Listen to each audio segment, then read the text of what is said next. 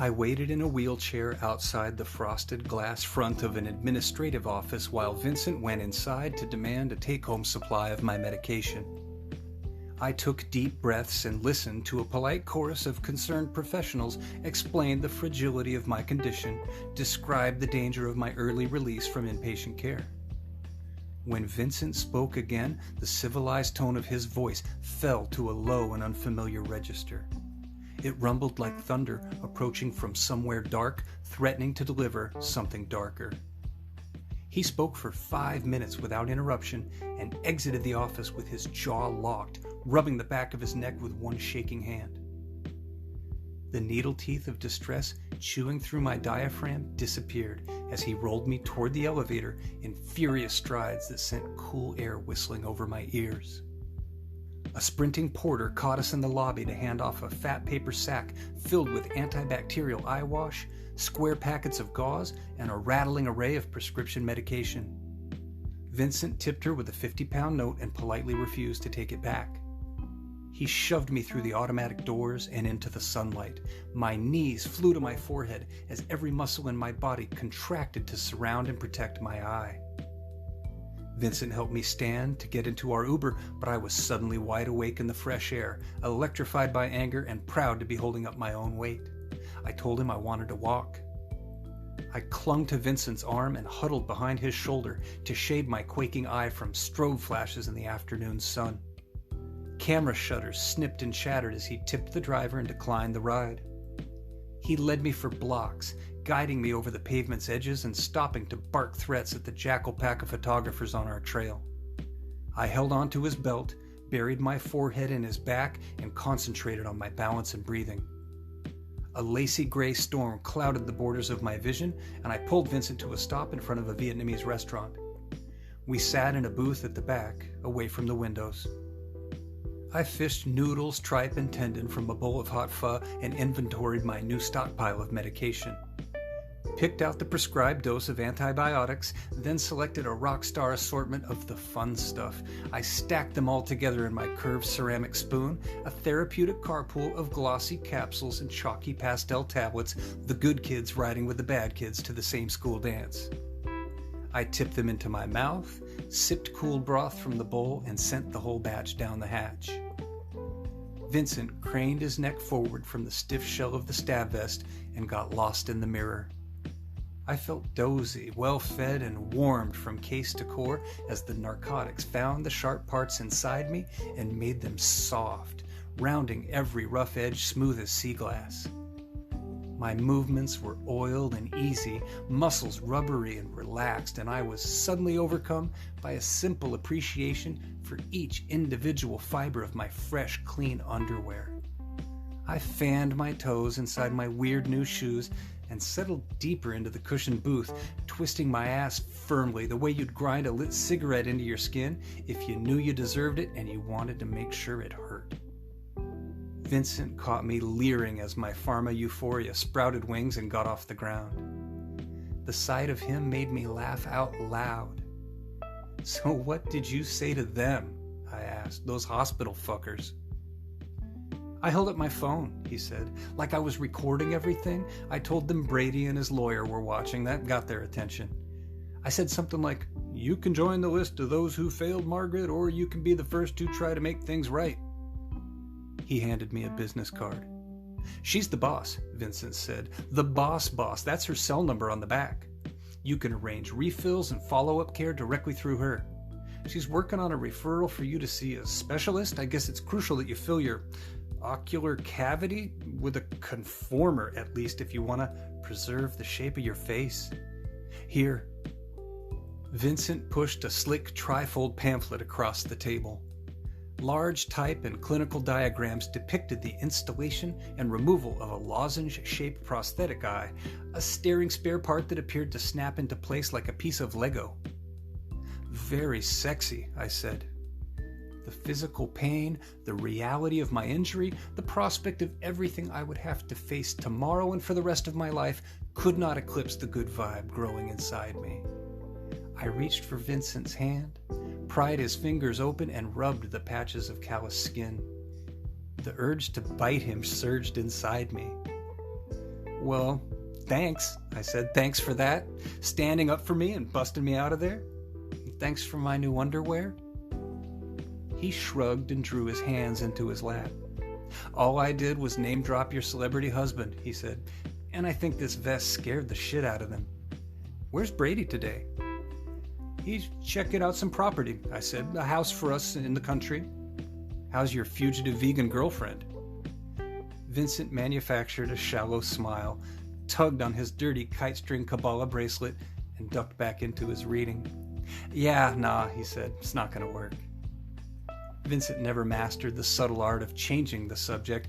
He simply dropped uncomfortable topics and pressed on the way a juggler might lose his grip on a flaming chainsaw and continue with the act. He turned to the end of the tabloid and slowly leafed back to the center spread of my leaked photos. So who sold you out? He asked. My money's on housekeeping staff. Maybe someone visiting another patient? Colonel Mustard? He tapped his finger on the picture of me with the nurses in the corridor. Okay, these two, every time we came to see you, these chubs and scrubs were glued to their phones, he said. I reached over my empty bowl to take the tabloid from him. I pointed to an ambush shot of Vincent leaving the hospital with one wing in a sling and a bird-faced blonde on his other arm. Is this we? I asked. She's my agent, Vincent said. We're under contract with Mel, I reminded him. Citizen Samurai have a talent management contract with Mel, Vincent said. Peachy's my agent. Wait, say it again so I know you're not fucking with me. Her name's Peachy? She's managing my brand. I snorted. Really? You're a brand now? I'm getting contacts, Vincent said. Offers. A lot of shit happened while you were in the hospital. Look, let's get you settled at Maxim's place and I can bring you up to speed. Yes, please, I said. I'd love to hear how you became a brand worthy of agency, overseen by a skinny bitch in mom jeans named Peachy. Vincent sagged. She's British, he said, just like Brady. You'll like her. Dude, I said, don't fucking do that. Don't tell me who I'm gonna like. Vincent rubbed the back of his neck like he was searching urgently for a hidden switch to shut off something loud. He jacked his jaw from side to side, settled down, and moved the mood into a serious gear. You're being a king-sized dick, he said. Peachy made all this happen. All this what? I asked. Breaking you out, winning our fans back, baiting the media and getting them to bite. He pointed at the picture of my bloody face. This right here, this pissed me off like you have no idea, he said. I was ready to come to the hospital, make some kind of fucking scene, but Peachy talked me down, asked me to consider whether my actions were likely to generate positive or negative publicity. She said, do you have an actual message or are you just mad? She offered to manage the situation for me, and holy shit, man, that girl absolutely handled it. Handled what? I asked. Vincent smiled like he was describing a scene from his favorite movie. It was incredible, he said. She dumps her purse out on the table and she's got like 5 or 6 phones. She plugs in her laptop, tells me to make some tea, and before the water's boiling, she's tipping off TV stations and tabloids that you and Brady are suing the hospital. We're dunking tea bags and she's asking Maxim to mobilize the Pentafans on Twitter. By the time she's ready for a second cup, there's a few million people swamping the hospital switchboard and cussing out the NHS on social media. Okay, I said, that's pretty slick, but the pig's head, that's a big red flag, don't you think? And what the fuck were you smoking when you picked out these clothes? Vincent became more animated as he explained his contributions. The pig was my idea, he said. I saw it in a butcher shop on my way to get your toothbrush. The clothes came from a couple of boutiques in Soho. Peachy told them you'd be photographed leaving the hospital today, and they hooked you up to get some exposure. There's way more back in the flat. It's all couture. I wanted to slap him. You don't even know what that means, I said. Nothing I'm wearing says boutique to me. This entire outfit screams bin. I look like Billie Eilish if she got styled for a dogfight by a methed up rodeo clown. Vincent plugged his tongue into one cheek, rolled the tabloid like a baton, and tapped it on the edge of the table. He wouldn't look me in the eye.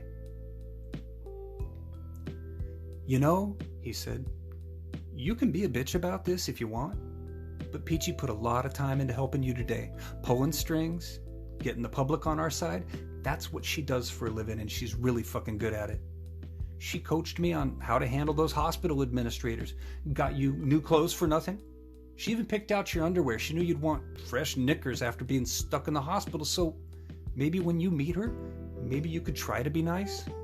Show just a little bit of gratitude. Vincent straightened inside his Stormzy vest. He looked over my head to catch our server's eye and smiled broadly as he pretended to sign his name in the air. I went to the restroom while he boxed up our spring rolls and paid the check. The toilet was filthy, but I was too weak to hover, too stoned to give a shit about germs. I finished peeing, popped apart the sides on my designer track pants, and nearly toppled from the toilet while kicking my feet free. I pulled Peachy's hand-picked boy shorts over my glittering shoes, stomped them to the floor in a kinked figure eight, and kicked them under the partition. If Vincent wanted to hump his agent's leg raw for being a public relations maestro, that was fine by me, but I wasn't going to spend another second wearing some bitch's pity knickers.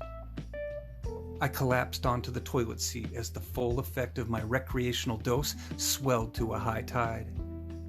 I wasted that 10-minute sweet spot nodding in a toilet stall, fumbling with marshmallow fingertips to fasten the chrome snaps on my couture breeches. From 1,000 miles away, I heard Vincent tapping on the restroom door, asking if I was okay.